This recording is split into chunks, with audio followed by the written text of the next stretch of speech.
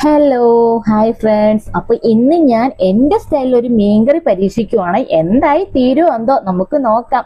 അപ്പം ഞങ്ങളുടെ വീടിൻ്റെ തൊട്ടടുത്തുള്ള ചേട്ടൻ മീൻ പോയിട്ട് വരുമ്പോഴത്തേക്കും ഈ ആവോലി മീൻ കിട്ടുമ്പം ഞങ്ങൾക്ക് കൊണ്ട് തരും കേട്ടോ, നല്ല ഫ്രഷോട് കൂടി. എന്ന് വെച്ചാൽ ഞങ്ങൾക്ക് ഇത് ഭയങ്കര ഇഷ്ടമായി ഈ മീൻ കേട്ടോ. നിങ്ങളുടെ നാട്ടിലൊക്കെ എന്താ ഈ മീൻ പറയുന്നത്? ഞങ്ങളുടെ നാട്ടിൽ ആവോലി എന്നും പറയും, പിന്നെ മേക്കുറിച്ചി എന്നും പറയും കേട്ടോ. മെയിനായിട്ട് മേക്കുറിച്ചി എന്നാണ് പറയുന്നത്. അങ്ങനെ നമ്മൾ ആയുധങ്ങളൊക്കെ എടുത്ത് പതുക്കെ ഇറങ്ങി വൃത്തിയാക്കി വന്നിട്ടുണ്ട് കണ്ടോ നമ്മുടെ മീനൊക്കെ. പിന്നെ ഇനി ഇതിന്റെ എല്ലാം വൃത്തിയാക്കി ഇനി ഇതിന്റെ ഉളുമ്പ് കളയണം. അപ്പം നമ്മൾ അതിന് വേണ്ടിയിട്ട് സ്ക്രബാണ് ഉപയോഗിക്കുന്നത് കേട്ടോ. സ്ക്രബ് ഇട്ട് നമ്മൾ അതിന്റെ ദേഹത്തെ എല്ലാ ഉളുമ്പെല്ലാം കളഞ്ഞ് വൃത്തിയാക്കി പിന്നെ നമ്മൾ ഉപ്പൂടെ ഇട്ടിട്ട് ഒന്നുകൂടെയും വൃത്തിയാക്കി കഴുകി പിന്നെ നമ്മൾ വറക്കാനുള്ള സെക്ഷന് വേണ്ടിയിട്ട് കണ്ടിച്ച് മാറ്റി വെച്ചു. കറി വെക്കാനുള്ളത് മാറ്റി വെച്ചു. പിന്നെ നമുക്ക് അതിന് ആവശ്യമായിട്ടുള്ള പച്ചമുളക്, കറിവേപ്പിലയൊക്കെ വേണമല്ലോ. അപ്പം നമ്മുടെ അടുക്കളത്തോട്ടത്തിൽ തന്നെ ഇതെല്ലാം ഉണ്ട്. അപ്പൊ നമ്മൾ അന്നേരം ഉള്ളത് അന്നേരത്തേക്ക് മാത്രമേ നമ്മൾ ഒടിച്ചെടുക്കത്തുള്ളൂ കേട്ടോ. അപ്പൊ ഇപ്പൊ നമ്മൾ നാട്ടിൽ നോക്കിയ ഫ്രഷ് കറിവേപ്പില ഒടിച്ചെടുത്തുകൊണ്ട് നമ്മൾ വന്നിട്ടുണ്ട്. പിന്നെ നമുക്കിനി അത് വറക്കാനുള്ള മസാലയ്ക്ക് വേണ്ടിയിട്ട് നോക്കാം. അങ്ങനെ നമ്മൾ അതിനെ മസാലയാക്കുവാണെ.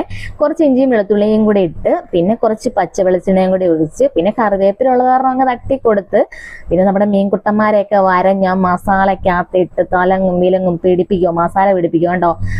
നല്ല അങ്ങനെ ഇരുന്ന് സെറ്റ് ആകട്ടെ, അങ്ങ് പിടിച്ച് റെഡി ആകട്ടെ. എന്നിട്ട് നമുക്ക് അവനെ ഫ്രിഡ്ജിനകത്തോട്ട് കടത്താം. അത് അവിടെ ഇരിക്കട്ടെ, കുറച്ച് കഴിയുമ്പോൾ നമുക്ക് അവനെ പൊക്കാം.